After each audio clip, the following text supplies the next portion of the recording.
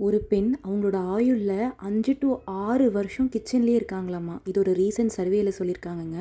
அது உண்மைதான். நம்ம கிச்சனில் ஸ்பெண்ட் பண்ணுற டைமை எப்படி ரெடியூஸ் பண்ணலான்னு பார்க்கலாம். நான் கற்றுக்கிட்ட விஷயத்தை உங்கள்கிட்ட ஷேர் பண்ணிக்கிறேன். First meal plan. Meal plan பார்த்தீங்கன்னா, நான் உங்களுக்கு ஒரு வாரத்துக்கு முன்னாடியே பிளான் பண்ணுங்க அப்படிலாம் நான் சொல்ல வரல. அட்லீஸ்ட் ஒரு நைட்டு படுக்கிறதுக்கு முன்னாடி அடுத்த நாளுக்கு நம்ம என்ன பண்ணலாம் அப்படிங்கிறத ஒரு ஜஸ்ட் ஒரு ரீமைண்ட் நம்ம பண்ணிட்டோம்னா அது போதும். நம்ம காலையில் எழுந்திரிச்சு டக்கு டக்குன்னு அதுக்கேற்ற மாதிரி வேலை செஞ்சுக்கலாம்.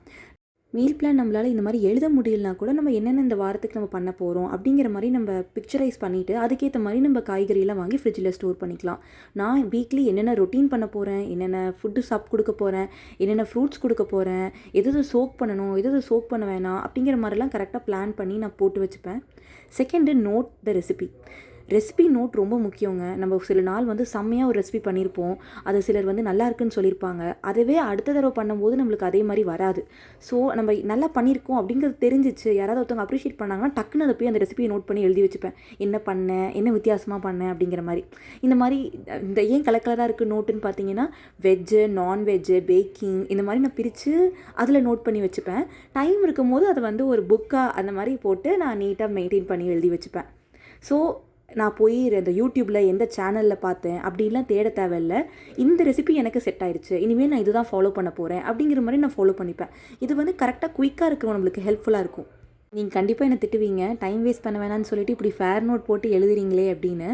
இது கண்டிப்பாக ஒர்க் அவுட் ஆகும். நீங்கள் வேணால் பாருங்கள். நீங்கள் யூடியூப்பில் சர்ச் பண்ணுறதுக்கு இது பெட்டராக இருக்கும். Tidy counter top. கவுண்டர் டாப்பில் இந்த மாதிரி ஒரு பின்னு மாதிரி நான் வச்சுப்பேன். ஏதாவது பீல் பண்ணுறோம் அப்படின்னா அந்த வேஸ்ட்டை இதுக்குள்ளேயே போட்டு வச்சுப்பேன். நீங்கள் அதுக்கப்புறம் கவுண்டர் டாப்பில் எடுத்து அதை தனியாக க்ளீன் பண்ணி அப்புறம் வைப் பண்ணி இதெல்லாம் தேவையே இல்லை. வெங்காயம் உரிக்கும் போது, மற்ற காய்கறி கட் பண்ணும்போது இந்த மாதிரி ஒரு பின்னு மாதிரி வச்சுட்டு அதுக்குள்ளே நீங்கள் போட்டுட்டு அதுக்கப்புறம் நீங்கள் டிஸ்போஸ் பண்ணிக்கோங்க. இது கண்டிப்பாக யூஸ்ஃபுல்லாக இருக்கும். இதுக்கு மெனக்கெட்டு ஒரு பவுல் வச்சு அதுக்குள்ளே கான்சென்ட்ரேட் பண்ணி பீல் பண்ணி போடணுமா அப்படின்னு கேட்காதீங்க. பழகிற வரைக்கும் தான் எல்லாமே கஷ்டமாக இருக்கும். அதுக்கப்புறம் அது ரொட்டீன் ஆயிரும். எனக்கு ஃபஸ்ட்டு பழகிறதுக்கு ரொம்ப கஷ்டமாக இருந்தது. அப்புறம் நிறைய வீடியோஸ் பார்த்து நானும் அந்த மாதிரி கற்றுக்கிட்டேன். அவங்க பண்ணுறதெல்லாம் பார்த்தேன். எனக்கு அதுக்கப்புறம் இது ரொம்ப ஈஸி ஆயிடுச்சு. நீங்கள் பூரி, சப்பாத்தி இதெல்லாம் போட்டதுக்கப்புறம் அந்த இடத்த பார்த்துருக்கீங்களா? கம்ப்ளீட்டாக மாவாக இருக்குங்க அந்த இடமே. அந்த இடத்த கம்ப்ளீட்டாக நீங்கள் க்ளீன் பண்ணுற மாதிரி இருக்கும். ஒரு துணி விரிச்சிட்டு அதுக்கு மேலே நீங்கள் மாவெல்லாம் தேய்ச்சி பிசைஞ்சு இந்த மாதிரி பண்ணி பாருங்களேன். அது கண்டிப்பாக நீட்டாக இருக்கும் அந்த இடம். அந்த துணியை கொண்டு போய் நீங்கள் டஸ்ட் பண்ணிக்கலாம். 2 வீக்ஸ் ஒன்ஸ்க்கு அப்புறம் அதை நீங்கள் வாஷ் பண்ணிக்கலாம். இதனால கண்டிப்பாக பெஸ்ட்டு கம்மியாகும். இந்த ஸ்லாப் எல்லாமே நம்மளுக்கு மாவாக இருக்கும். முடிச்சக்கப்புறம் பார்த்தோம்னா அந்த மாதிரிலாம் இருக்காது. அந்த துணியில் மட்டும்தான் நம்மளுக்கு மாவு இருக்கும். அது ஈஸியாக க்ளீன் பண்ணிடலாம். அதே போல் இந்த குட்டி மாவு உருட்டுறோம் இல்லைங்க, அந்த சைஸில் ஒரு டப்பா வச்சுருக்கேன். அதுக்குள்ளே தான் நான் மாவை போட்டு டஸ்ட் பண்ணி எடுத்துக்கிட்டு அதுக்கப்புறம் தேய்ப்பேன். ஆரம்பத்தில் இந்த கத்தி, பீலர் இதெல்லாம் எடுத்தேன்னா அந்தந்த இடத்துல வைக்க மாட்டேன். அதை எங்கேயாவது வச்சுருவேன். அதுக்கப்புறம் அதை தேடிட்டு இருப்பேன். அப்புறம் ஃபைனலாக அதை க்ளீன் பண்ணி அதை அதோட பிளேஸில் வைப்பேன். இப்போல்லாம் எப்படின்னு பார்த்தீங்கன்னா, யூஸ் பண்ணோன்னே அதை அந்த இடத்துல வச்சுருவேன். கவுண்டர் டாப் ஆர்கனைசேஷனுங்கிறதுல பார்த்தீங்கன்னா, என்னோடய ஸ்டோவ்க்கு லெஃப்ட் சைடில் நான் ப்ரெப் ஏரியா அப்படின்னு பிளான் பண்ணி வச்சுருக்கேன். அங்கே தான் பீல் பண்ணுவேன், அங்கே தான் சாப் பண்ணுவேன். அதே மாதிரி அதுக்கேற்ற மாதிரி cutting board, mortar and Basil, அப்புறம் நைவ்ஸ் இதெல்லாம் அந்த இடத்துல வச்சுருக்கேன். நீங்கள் சாப் பண்ணுறதுக்கு, பீல் பண்ணுறதுக்குன்னு எல்லா இடமே நீங்கள் கிச்சனில் யூஸ் பண்ணிங்கன்னா எல்லா இடத்தையும் நீங்கள் க்ளீன் பண்ணுற மாதிரி இருக்கும். ஸ்டோவுக்கு ரைட் சைட் பார்த்தீங்கன்னா, நான் oil holder, salt, pepper, sugar, tea தூள், மசாலா ஐட்டம்ஸ், அஞ்சரைப்பெட்டி, அப்புறம் புளி, வரமிளகா, உப்பு இதெல்லாம் ஸ்டோர் பண்ணி வச்சுருக்கேன். அதுக்கப்புறம் கரண்டியும் அங்கே தான் ஸ்டோர் பண்ணி வச்சுருக்கேன். இந்த மாதிரி உங்கள் கிச்சனில் நீங்கள் 2 சைடாக பிரிச்சுக்கோங்க. ஒரு சைடு ப்ரெப் ஏரியா, அடுத்த சைடு இந்த மாதிரி மசாலா, ஆயிலெலாம் ஸ்டோர் பண்ணுறக்கு ஏரியாங்கிற மாதிரி பிரித்து வச்சுக்கோங்க. ப்ரீ குக்கிங் ஃபேஸ்னு ஒரு ஃபேஸ் நீங்கள் செட் பண்ணி வச்சுக்கோங்க. நீங்கள் குக்கிங் வேலையை ஸ்டார்ட் பண்ணும்போதே நீங்கள் ஊற வைக்கிறது, ரொம்ப டைம் கன்சியூம் ஆகிற வேலை இதெல்லாம் அந்த டைமில் பண்ணிடுங்க.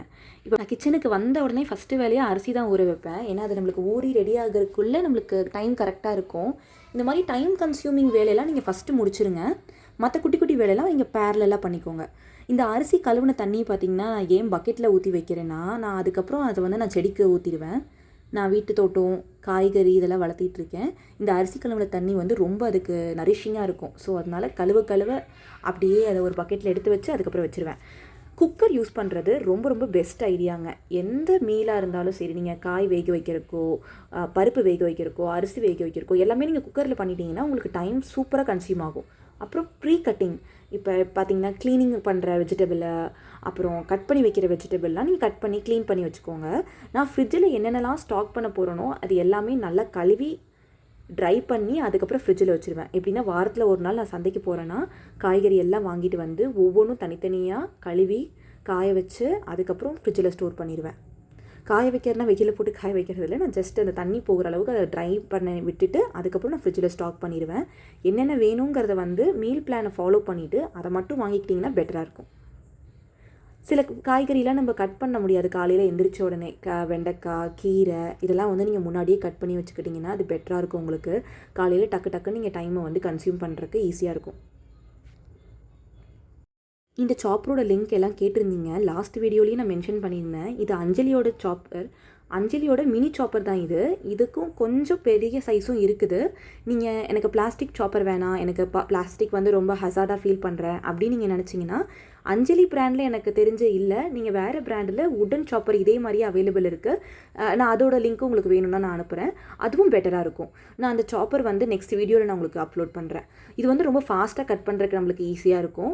கீரை, வெண்டைக்காய், கேரட், பீன்ஸ்லாம் இதில் அழகாக கட் பண்ணிக்கலாம். நீங்கள் இந்த மாதிரி கட் பண்ணி ஸ்டோர் பண்ணிக்கோங்க.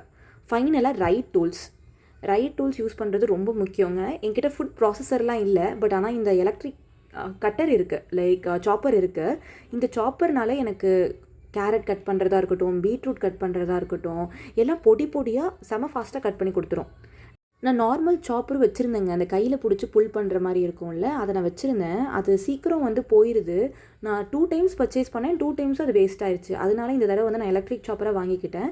இது என்கிட்ட ஒரு 6 to 8 மந்த்ஸாக இருக்குது. நல்லா ஃபங்க்ஷனாக பண்ணுது. இது டைஸும் பண்ணி கொடுத்துரும், நல்லா பொடி பொடியாகவும் கட் பண்ணி கொடுத்துரும். இதை நீங்கள் ட்ரை பண்ணி பாருங்கள். இதோட லிங்க்கும் நான் வீடியோ கீழே கொடுத்துருக்கேன். இந்த வீடியோவில் நான் உங்களுக்கு அனியனும் கேரட்டும் போட்டு காட்டியிருக்கேன். அது எவ்வளோ அழகாக சாப் பண்ணுதுங்கிறது காட்டியிருக்கேன். நல்லா மின்ஸ் பண்ணிடுங்க. இது காலையில் அவசரத்துக்கு நம்மளுக்கு கண்டிப்பாக வேணும். பார்த்தீங்களா எவ்வளோ அழகாக கட் பண்ணி கொடுத்துருச்சு. லாஸ்ட்டாக ஸ்டாக் பண்ணுறது பார்த்திங்கன்னா நம்மக்கிட்ட என்னென்ன நம்ம ஸ்டாக் பண்ணியிருக்கோம், நம்ம என்னென்ன மறுபடியும் பர்ச்சேஸ் பண்ணணும், இதெல்லாம் நம்ம கிளாரிட்டியாக வச்சுக்கணும். நான் வந்து சம்பளத்தில் வைக்கிற பொருள்லாம் எனக்கு தெரியல, என்ன உள்ளே இருக்குதுன்னு தெரியல. நிறையா பொருள் எக்ஸ்பைரி ஆயிரும், பூச்சி வந்துடும், அதை டிஸ்போஸ் பண்ணுற மாதிரி இருந்தது. அதனால நான் இந்த மாதிரி ஸ்டிக்கர் வாங்கி ஒட்டிக்கிட்டேன். டிரான்ஸ்பரண்ட்டாக இருக்கிற பாக்ஸ் எல்லாம் ஒன்றும் பிரச்சனை இல்லைங்க. ஆனாலும் நான் இந்த பாக்ஸில் வந்து இந்த மாதிரி ஸ்டிக்கர் ஒட்டினதுக்கு காரணம் என்னென்னா, அது தீர்ந்ததுக்கப்புறம் நம்மளுக்கு அது என்ன தீந்துச்சுன்னு தெரியாது. ஸோ இந்த வேர்டிங்லாம் நம்ம பார்த்ததுக்கப்புறம் ஓகே துவரம்பருப்பு தீந்துருச்சு, கடலைப்பருப்பு தீந்துருச்சு அப்படிங்கிறது வந்து நம்மளுக்கு தெரியும். ஏன்னா பாக்ஸில் நம்ம என்ன வச்சோங்கிறதே நம்ம மறந்துடுவோம். அதே மாதிரி ஃப்ரிட்ஜில் ஸ்டாக் பண்ணுறது, அந்த வாரத்துக்கான காய்கறிகளை மட்டும் கரெக்டாக வாங்கி அதை மட்டும் ஸ்டாக் பண்ணிக்கோங்க. இதனால் நம்ம காய் வந்து வீணாகாமல் பார்த்துக்கலாம், ஃப்ரிட்ஜும் நீட்டாக இருக்கும். நான் வந்து பட்டர், சாஸு இதெல்லாம் பல்காக வாங்க சொல்லுவாங்க, பட் கண்டிப்பாக அது வந்து தப்புங்க. ஏன்னா எக்ஸ்பைரி ஆகி நீங்கள் தூக்கி போகிறது வேஸ்ட்டு தான். அதுக்கு நீங்கள் குட்டியாக வாங்கிக்கலாம். தேங்க்யூ ஃபார் வாட்சிங். கண்டிப்பாக உங்களுக்கு இந்த வீடியோ பிடிச்சிருக்குன்னு நம்புகிறேன். Please subscribe and like.